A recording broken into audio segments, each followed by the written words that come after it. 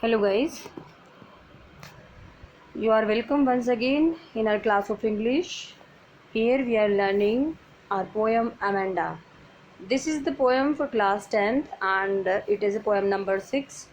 In this poem earlier we have completed word meaning, some explanation and literary devices.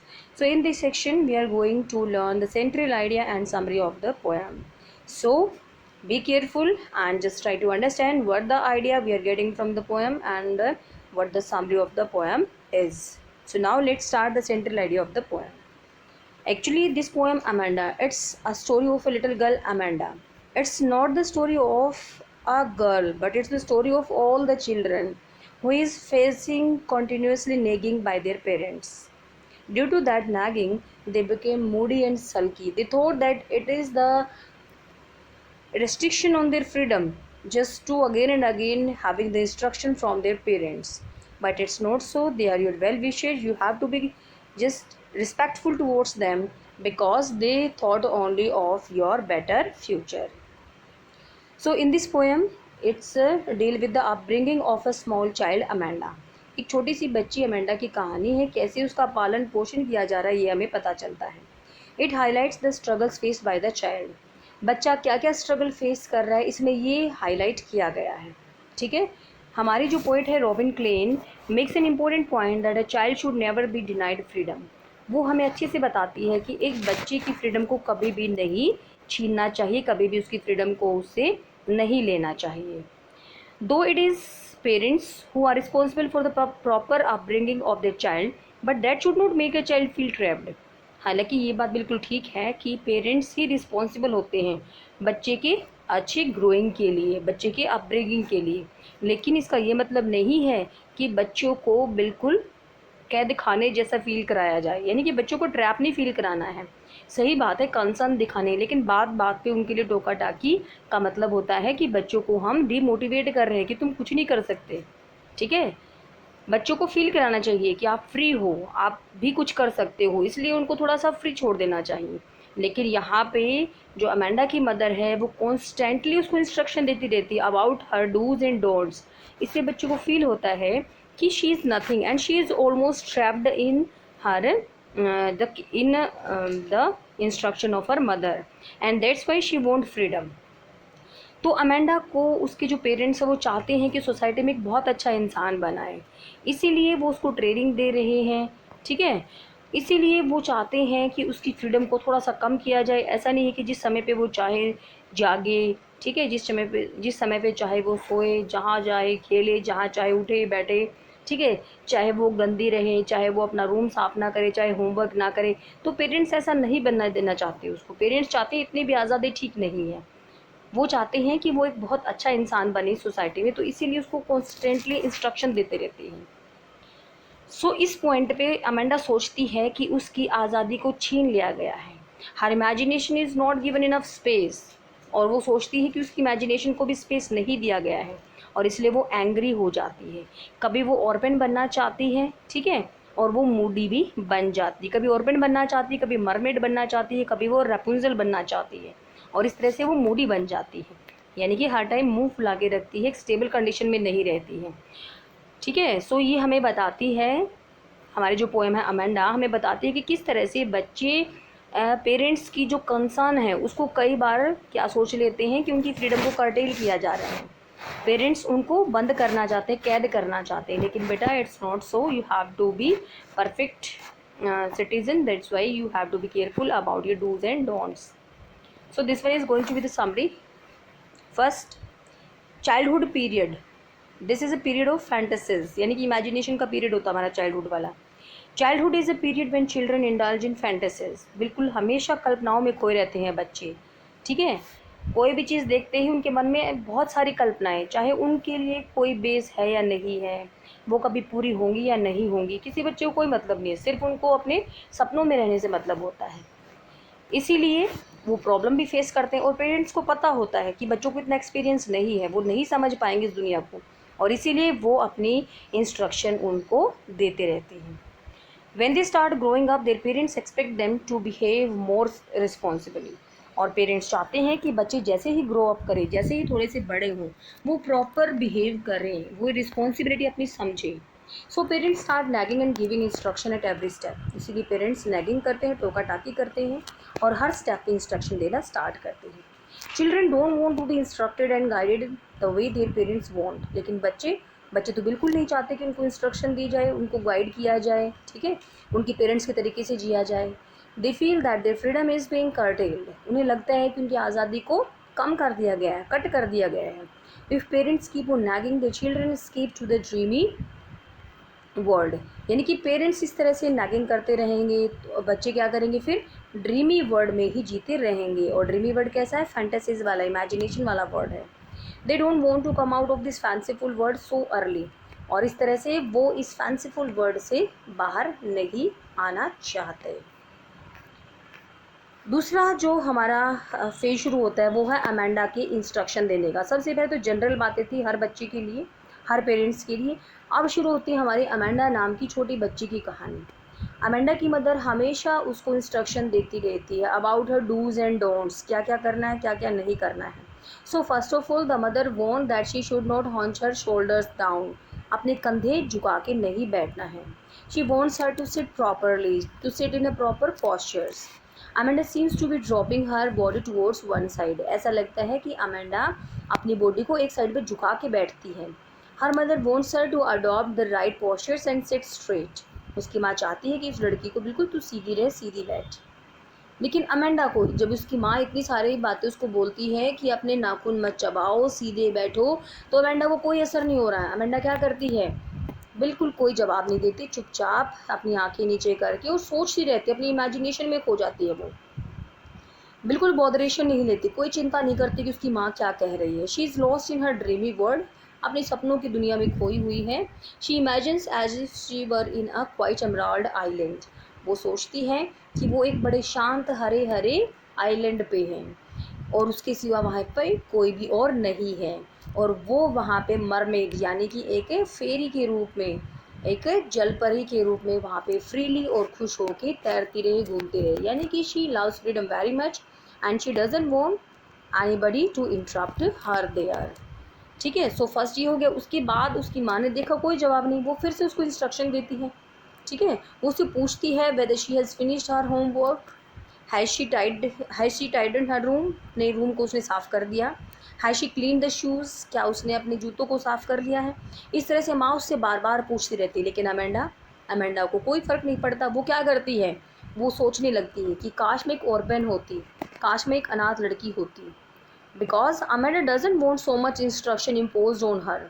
She wants to lead her life in her own way. अपने तरीके से जीना चाहती है अपनी ज़िंदगी को। She prefers to be an orphan roaming aimlessly around the streets. वो चाहती है कि मैं एक अनाथ बच्चे की तरह गलियों में बिना किसी एम के ऐसे घूमती फिरूं। She wants to talk over the soft she wants to walk over the soft dust with her bare feet. वो चाहती है कि मैं इस नरम नरम रेत पे, मुलायम रेत पे नंगे पैर घूमती रहूं, अपने पैरों के पैटर्न बनाती रहूं। और इस तरह से वो बड़ी साइलेंट और पीसफुल लाइफ जीना चाहती है। She wants to preserve her freedom. अपनी आज़ादी को सुरक्षित रखना चाहती है। क्यों? क्योंकि आज़ादी उसके लिए इस दुनिया में सबसे स्वीट थिंग है, सबसे अच्छा मीठा फ्रूट है।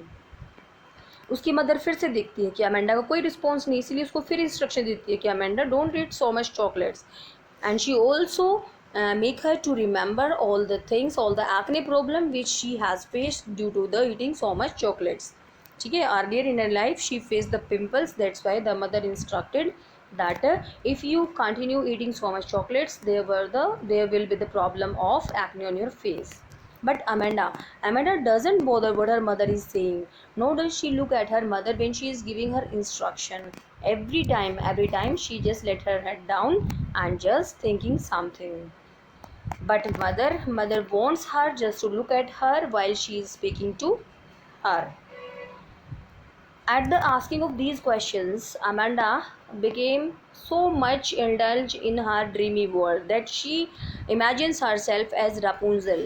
I also told you that Rapunzel is a princess and she is just cased by a witch, and she let her golden hair down the tower because the witch can hang those hair, and she can also climb to the Rapunzel. But one day a prince came there and he climbed by holding the hair of Rapunzel.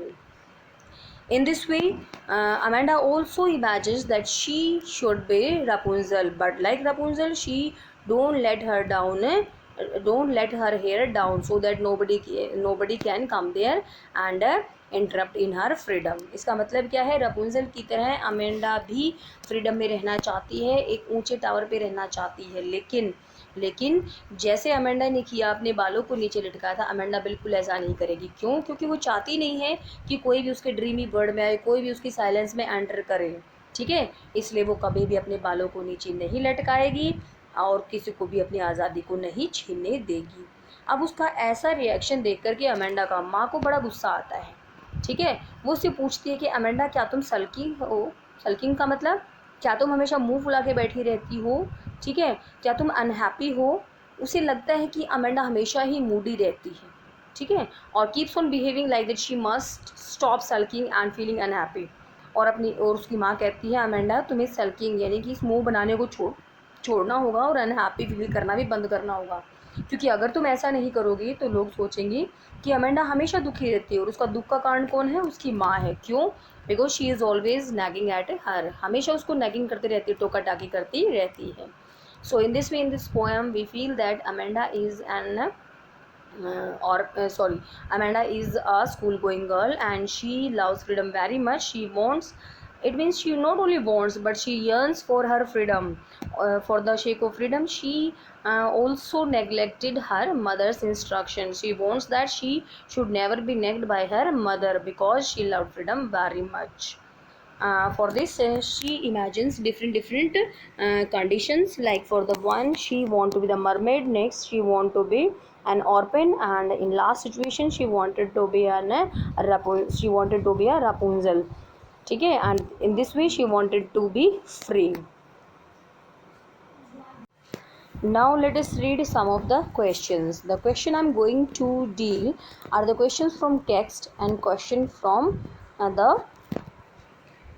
chapter. Okay, these are the extra questions and textual questions, so please don't be puzzled. You have to do only the question which I'm just going to deal with. So the first question is, what are the role or importance of the punctuation mark in a language? किसी भी language में punctuation marks क्या होते हैं? Punctuation आपको पता है ना, यानी कि फुल स्टॉप लगाना, क्वेश्चन मार्क लगाना, कोमा लगाना, सेमी कोलन लगाना, इस तरह से होते हैं आपके पंक्चुएशन मार्क्स। तो हमारा राइटर पूछ रहे हैं कि क्या इंपॉर्टेंस है किसी भी लैंग्वेज में पंक्चुएशन मार्क्स की, और हमारे पोएट ने अमेंडा, जो कि एक नाम है, उस नाम के बाद एक एक्सक्लेमेशन वाला मार्क क्यों यूज़ किया है उसने, ठीक है, तो आपने बताना है इसके बारे में। So punctuation is an important part of the grammar. हमें पता है कि कोई भी पंक्चुएशन लगाना ग्रामर में बहुत ही इंपॉर्टेंट पार्ट होता है। It is use to create sense, clarity and stress in sentence. ये किए जाते हैं ताकि मीनिंग निकल सके, ठीक है, मीनिंग क्लियर हो सके, और किसी भी सेंटेंस में अगर हम किसी बात पे स्ट्रेस देना चाहते हैं तो वो भी पंक्चुएशन मार्क से ही पॉसिबल है। It is use to structure and organise our writing. क्यों? क्योंकि इसको हम यूज़ करते हैं अपनी राइटिंग को स्ट्रक्चर करने के लिए, एक ढांचा देने के लिए, ऑर्गेनाइज करने के लिए, अपनी थॉट्स को एक जगह इकट्ठा करने के लिए, ठीक है। रही बात हमारी पोएम अमेंडा की, तो यहाँ पे जो एक्सक्लेमेशन मार्क यूज़ हुआ है अमेंडा के बाद, वो शो करता है, क्या शो करता है? मदर का सरप्राइज़। क्यों? क्योंकि वो अमेंडा को देख रही है कि Amanda is not reacting at all what she is saying to her. Amanda seems to be very sulky and moody, ठीक है। It means she is not giving answer continuously, she is looking down and not giving any answer, not giving any reaction. That's why the mother got upset and she again and again asked Amanda to react what she is saying for that. Okay, so the second question is the purpose of someone constantly giving instruction to Amanda being fulfilled? Explain। यानी कि किसी को अगर हम बार बार instruction देते रहे तो क्या पर्पज़ हमारा फुलफिल हो जाता है? तो क्या वो उस बात को मान जाता है? एक्सप्लेन कीजिए। बिल्कुल नहीं होता ऐसा। अगर हम किसी को बार बार कोई इंस्ट्रक्शन देते रहते हैं, तुम्हें ये करना है, तुम्हें वो करना है, तुम्हें ऐसे नहीं रहना है, ऐसे रहना है, तो इसका कोई फ़र्क नहीं पड़ता, ठीक है। हाँ, ये फ़र्क ज़रूर होता है कि बच्चा सल्की और मूडी बन जाता है, मुंह फुला के रहता है, हमेशा चिड़चिड़ा बन जाता है, ठीक है, छोटी छोटी बात पे रिएक्ट करना शुरू कर देता है। ओके, सो इस तरह से हमें बहुत ज़्यादा इंस्ट्रक्शन देने का फ़र्क क्या होता है कि बच्चा सल्की और मूडी बन जाता है। अमेंडा के साथ भी यही होता है। She doesn't listen to her mother and didn't care to follow them. वो भी अपनी माँ की बातें नहीं सुनना चाहती, नहीं फॉलो करना चाहती, but she can't dare to ignore them. लेकिन इतनी भी हिम्मत नहीं है कि मैं अपनी माँ की बातों को इग्नोर कर सकूँ। ठीक है, इधर सो शी सल्स, और क्योंकि ऐसा होता है इसीलिए वो सल्किंग यानी कि वो चिड़चिड़ी बन जाती है। Parents in their endeavour to make their children well behaved give them too many instruction. माँ बाप जो चाहते हैं कि हमारे बच्चे बहुत अच्छा बनेंगे, बहुत अच्छा बिहेवियर करेंगे, वो इंस्ट्रक्शन देते देते उनको सल्की और मूडी बना देते हैं। This is your question number 3. Amanda imagines herself to be the Rapunzel yet would not like to do what all she did. Amanda Rapunzel बनना चाहती, लेकिन फिर भी वो नहीं चाहती कि वो सब कुछ करे जो रैपुंजल ने किया था। बताइए कि उसने ऐसा डिसीजन क्यों लिया है। So here Amanda wants to be Rapunzel to live in a peaceful life in a tower. Rapunzel बनना चाहती है क्योंकि उसके शांति भरा जीवन चाहिए एक टावर में, where no one gives any instruction and she doesn't have to do any work. जहाँ पे कोई इंस्ट्रक्शन नहीं देता, जहाँ उसको कोई काम नहीं करना पड़ेगा। लेकिन वो रापुंजल की तरह किसी प्रिंस के साथ भागना भी नहीं चाहती है। She never wants to escape and leave such a peaceful atmosphere. क्यों? क्योंकि उसको अपनी फ्रीडम सबसे ज़्यादा प्यारी है। वो नहीं बचना चाहती, नहीं भागना चाहती। ठीक है, वो ऐसे शांत माहौल को छोड़ के नहीं जाना चाहती जहाँ पे कोई उसको इंस्ट्रक्शन नहीं देता, जहाँ पे कोई उसको काम करने के लिए नहीं बोलता है। Okay, so the fourth condition is who is mermaid in the Amanda, what does she wish to do. हमारे पोएम में जितनी भी 3 कंडीशन, जितनी भी अमेंडा ने सोची थी अपने लिए सिचुएशन, कौन सी? मरमेड की, ऑर्फन की और रापुंजल की। उन तीनों से 3 क्वेश्चन क्रिएट होते हैं और बहुत ही इंपॉर्टेंट है ये तीनों क्वेश्चन। ठीक है, so who is the mermaid in Amanda and what does she wish to do, क्या करना चाहती है वो। Mermaid is Amanda. कौन है मरमेड? अमेंडा हर सेल्फ है, एज इमेजिन्ड बाय अमेंडा, क्योंकि अमेंडा ऐसी इमेजिनेशन करती है। She wishes to drift blissfully on a dreamy emerald sea. वो क्या करती है? इमेजिनेशन करती है अमेंडा कि वो तैरती रहे, खुशी से तैरती रहे एक सपनों भरे ग्रीन सी पे, विदाउट एनी वन एल्स कंपनिंग हर, और उसके साथ कोई भी ना हो। यानी कि उसको लोनली रहना पसंद है, उसको फ्री रहना पसंद है, और इसीलिए वो क्या बनना चाहती है? मरमेड बनना चाहती है। In this way this 4 question you have to do and we will complete our textual exercise and some other question in our next video. Till then, thank you very much. Have a nice day.